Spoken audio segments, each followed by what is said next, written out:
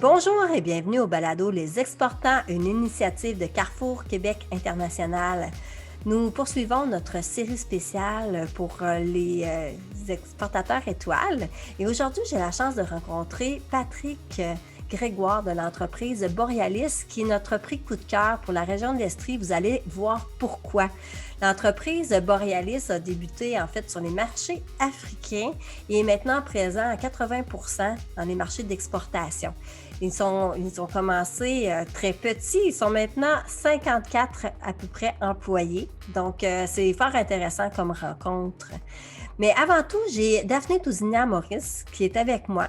Daphné, c'est quoi le meilleur conseil que tu as donné, toi, pour les exportateurs? Bonjour Catherine, très heureuse d'être avec vous aujourd'hui. Comme on parle à l'entreprise qui a gagné le prix coup de cœur, j'ai envie de vous partager mon meilleur conseil, mais probablement le plus simple. En fait, les exportateurs, ceux qui développent des nouveaux marchés, les entreprises qui font affaire avec l'international, mon meilleur conseil va être de se faire bien accompagner sur tous les plans. C'est vraiment important. En fait, moi, ce que j'aime le moins voir, c'est une entreprise qui vient me voir puis qui me dit « Daphné, j'aurais aimé te rencontrer avant.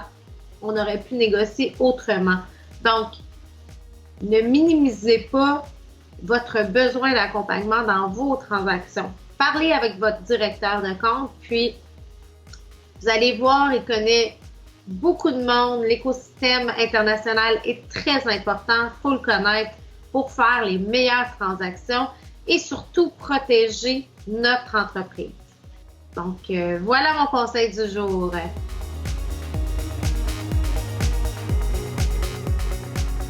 Alors, aujourd'hui, j'ai la chance de rencontrer Patrick Grégoire de l'entreprise Borealis. Comment ça va, Patrick? Très bien, merci. Bonjour. Merci. J'aimerais ça que tu nous parles un peu de toi. Qui es-tu? Qui je suis?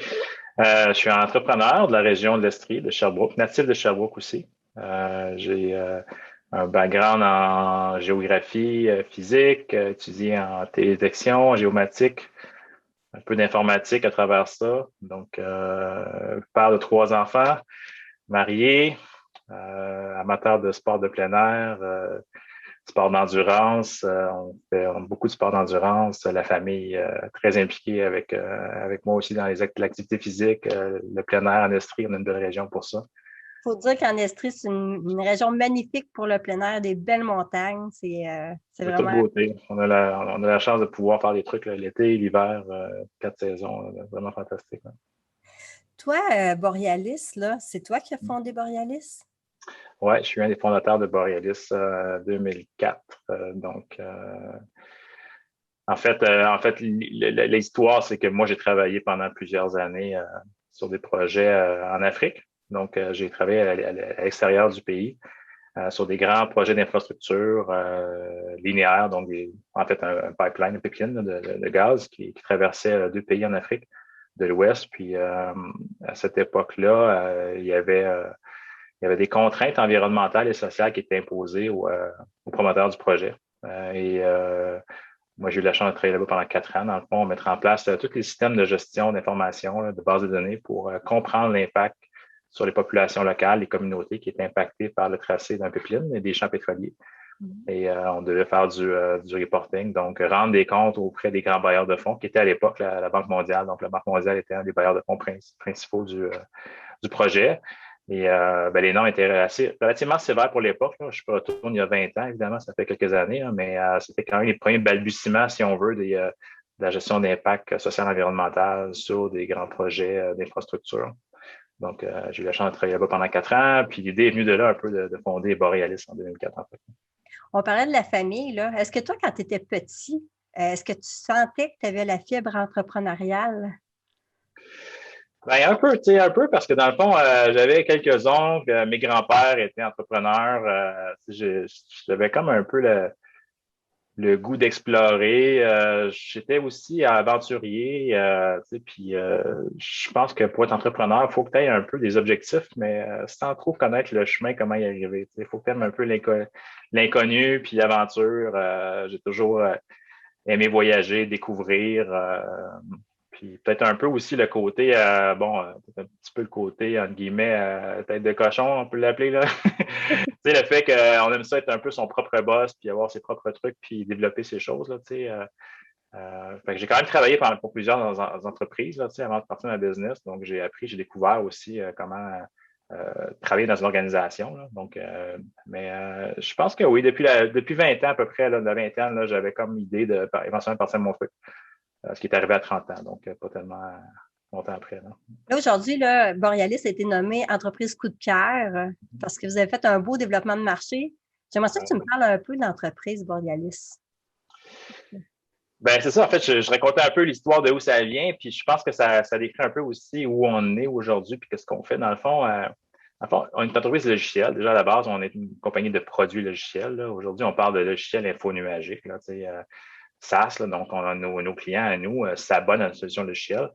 Puis qu'est-ce que ça fait, ce produit-là, dans le fond, c'est que des entreprises qui travaillent sur des grands projets d'infrastructure doivent rendre des comptes aujourd'hui, rendre des comptes auprès souvent des législateurs, donc les organismes réglementaires là, en environnement, mais aussi auprès de la population. Et on entend beaucoup parler au Québec d'acceptabilité sociale. On a vu ça dans plusieurs projets. On le voit beaucoup dans les projets, évidemment, d'infrastructure, quand on parle de développement d'une mine, d'une ligne hydroélectrique ou encore projet de route, mais aussi, même à plus petite échelle, dans les municipalités, des fois, juste pour développer une piste cyclable, on voit qu'il y a des enjeux, des débats sur la place publique. Là. On voit que les gens sont impliqués de plus en plus, veulent aussi être impliqués dans la solution, veulent faire partie du design du projet. Okay. Donc, dans le fond, nos produits à nous viennent souvent accompagner les promoteurs dans la communication, les aider à faire le suivi des enjeux. Fait que quand un promoteur développe un projet, il y a un processus de consultation avec la communauté, les gouvernements, les différents organismes environnementaux.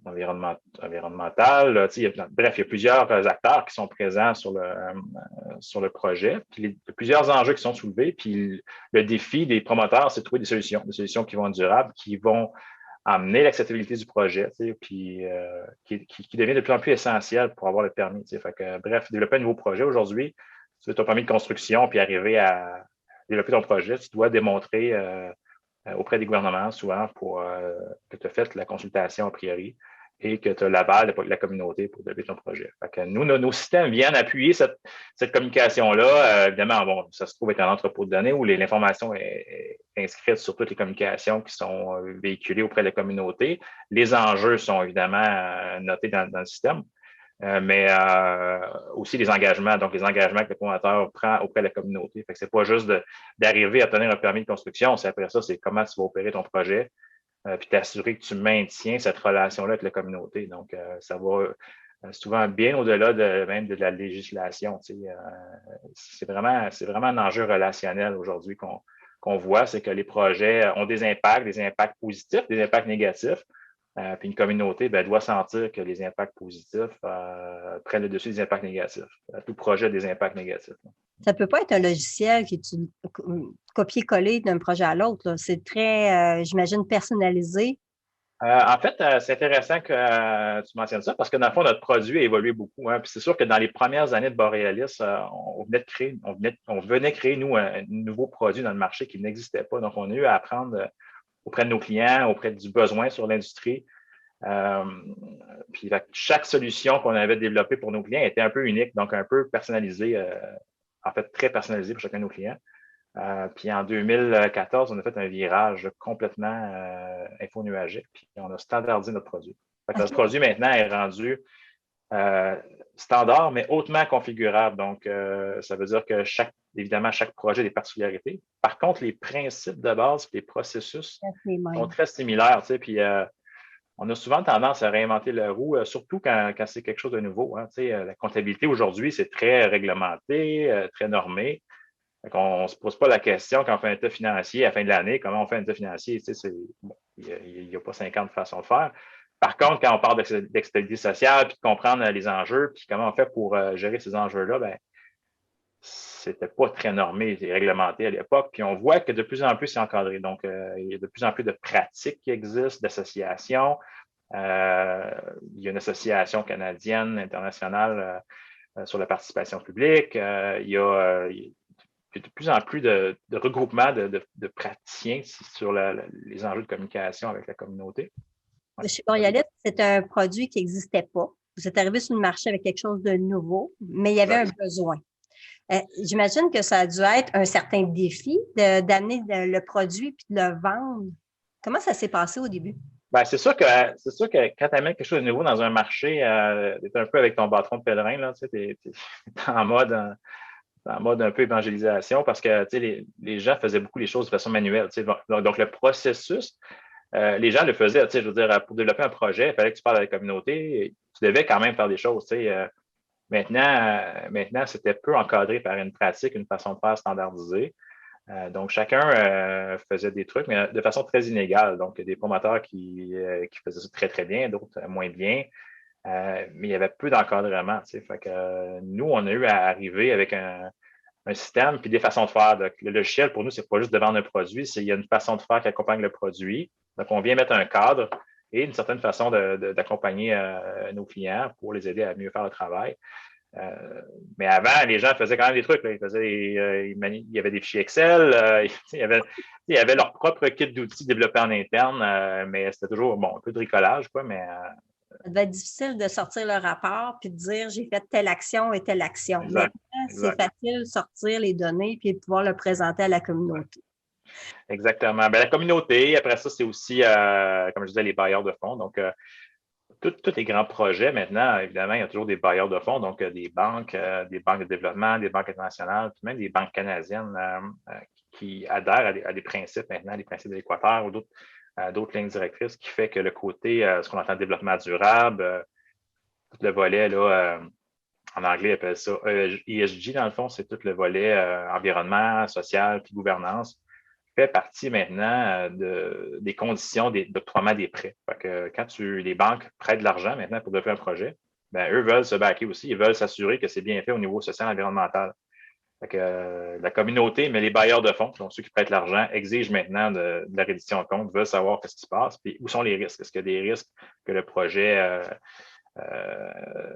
arrête subitement à cause d'un manque d'acceptabilité sociale de la population? Ça, votre projet, c'est vraiment pour votre produit, c'est pour un nouveau projet. Est-ce que ça peut être sur des projets en cours? Hein? En fait, tout à fait, puis c'est sûr que ce qui change aussi, c'est qu'il y avait une époque où c'était le côté acceptabilité sociale était beaucoup pour lancer les projets, mais les compagnies qui opèrent des infrastructures ont aussi des enjeux d'acceptabilité sociale. Pensons à une ligne de chemin de fer qui peut être bloquée en tout temps. Hein, fait que la ligne existe, mais une communauté peut décider de faire un blocage de la ligne. Bref, toutes les entreprises qui ont des biens sur le territoire ont du voisinage, donc doivent être des bons voisins et comprendre la communauté puis interagir avec eux de façon continuelle. C'est pas juste.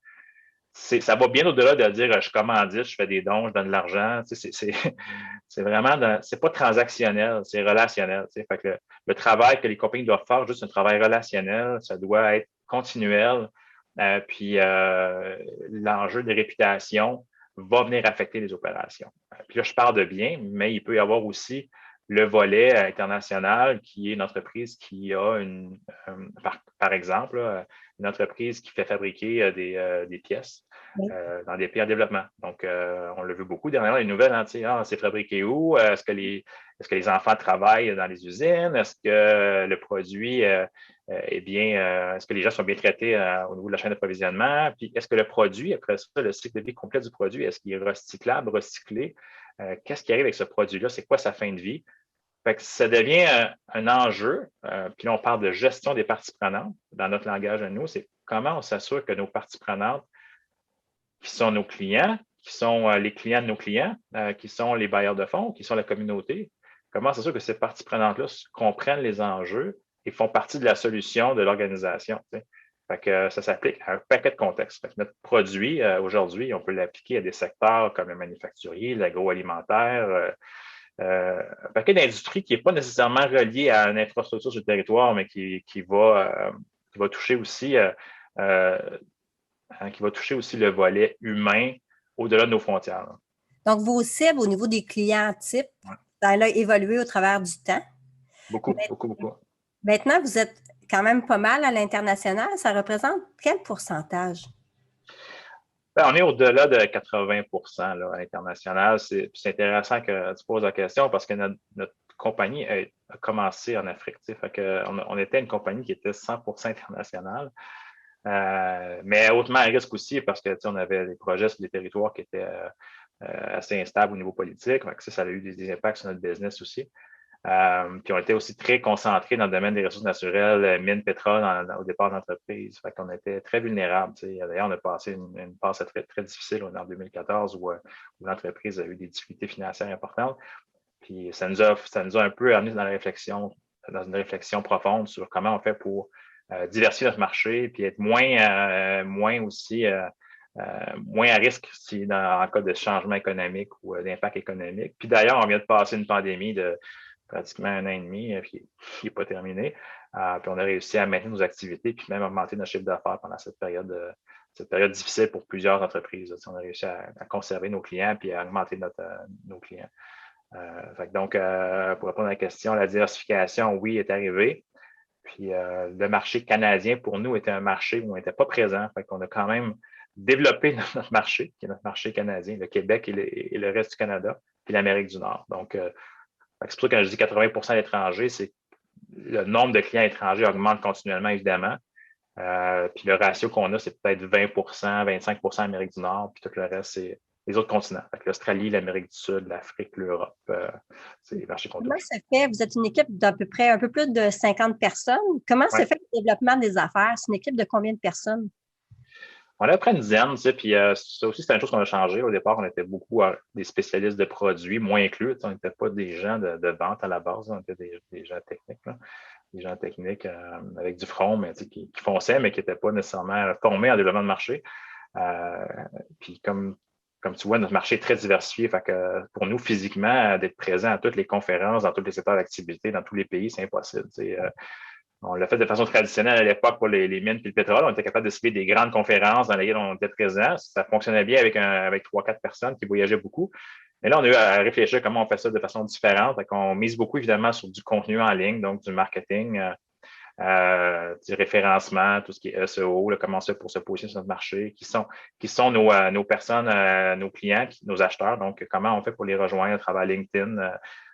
LinkedIn est vraiment le réseau qu'on utilise beaucoup, en fait, pour connecter. Oui, c'est le réseau qu'on utilise le plus. Est-ce que vous faites des placements publicitaires sur Il y a un petit peu de placement publicitaire, mais ce qui fonctionne le mieux, c'est vraiment la génération de contenu, des articles de blog, du partage.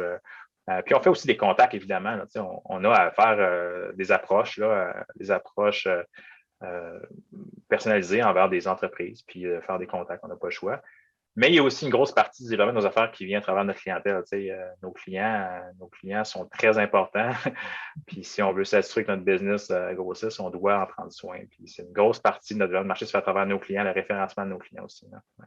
Parlons-en des clients parce que c'est des gros noms. Là. On parle de CN, IKEA. Est-ce que le premier gros client était difficile à décrocher? Puis ma deuxième partie de question, c'est est-ce qu'après, ça l'a aidé au développement des futurs clients? Ben, c'est sûr que quand tu commences en affaires, ton CV, là, c'est à peu près ça.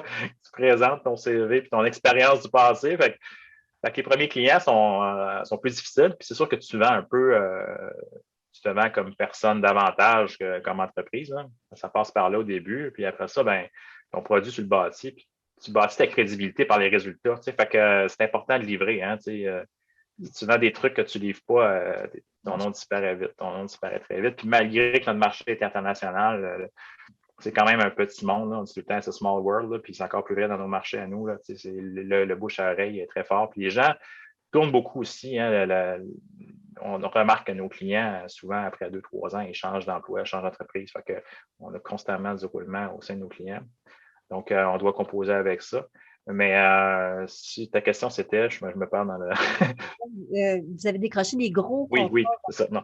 Fait que dans le fond, oui, c'est ça. Fait que les noms, c'est sûr que d'acheter des gros noms, d'avoir servi des gros noms au début aide à acheter d'autres gros noms. Ça, c'est évident, là, puis parce que les clients se parlent, puis quand c'est le temps d'aller vendre à un client, souvent, ils demandent des références. Donc, ils vont aller parler à nos autres clients. Donc, si on n'a pas bien servi un client, on perd notre temps à aller en chercher un autre. Si on l'a appris aussi, si ton client n'est pas bien servi, arrête de développer le marché, ça ne sert à rien. Là. Fait que, à la base, reviens vers ton client, puis assure-toi qu'il est satisfait, puis qu'il est pleinement satisfait de ton produit, on en avoir un nouveau.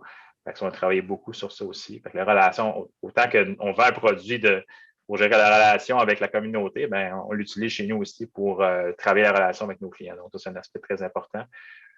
Mais c'est sûr que c'est difficile chez les gros noms, mais l'effort de développement de marché pour aller chercher un gros client versus un petit client est souvent très similaire. Mais c'est quoi l'histoire de votre première grosse vente au premier gros client? Est-ce que c'est toi qui l'as fait? Oui, mais c'était vraiment sur des projets en continuité avec ce qu'on faisait déjà sur le territoire africain.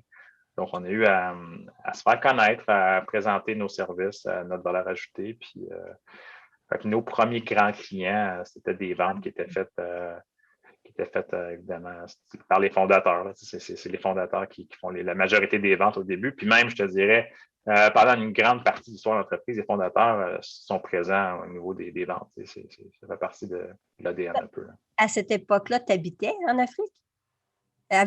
J'ai toujours habité au Québec. Par contre, je faisais des longs voyages. Les premières années, j'étais 5-6 mois à l'étranger. Ça coïncidait avec mon premier enfant en plus. Fait que c'était, olé, olé. Il y a eu des sacrifices, assez impressionnants quand tu pars en business. Ça fait partie du deal. Là. Ouais. Ah, je comprends. Ah, ouais. Fait que on a toujours été dans le mode international. Fait que c'est pour nous l'exportation. Les défis d'exportation, maintenant, c'est beaucoup la diversification du marché, puis le fait qu'on est nouveau dans ce marché-là. Fait que, il faut opter pour des stratégies numériques de contenu puis de se faire connaître parce que physiquement, c'est pas possible de faire tout, là. Ben, ça peut être possible de le faire en investissant des sommes énormes. On parle des compagnies comme nous en technologie qui vont aller chercher des fonds.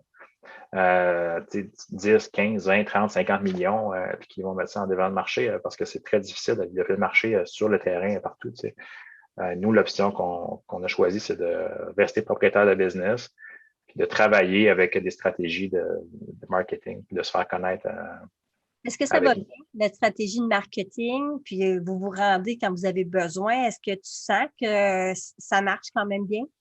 Ça fonctionne très bien. On réussit à chercher quand même une croissance d'à peu près 20 par année. Donc, pour nous, c'est un pace, là, un rythme qui nous convient très bien. Ça nous permet de continuer de faire une croissance qui est gérable, qui nous permet de continuer à offrir un service de haute qualité à nos clients. On ne vise pas des taux de croissance de 100-200% par année. Là. Des fois, on voit des histoires de business qui grossissent, qui explosent à une vitesse qu'on a fulgurante. Ce n'est pas notre modèle d'affaires. Nous, on vise des clients stratégiques. Notre cycle de vente est long, même si le client est intéressé par nos produits. On parle souvent d'un cycle de vente qui peut être 1 an ou 2 ans. Fait que la relation est importante et elle dure longtemps. Fait que c'est pas juste dans la vente, c'est une relation très, très longue.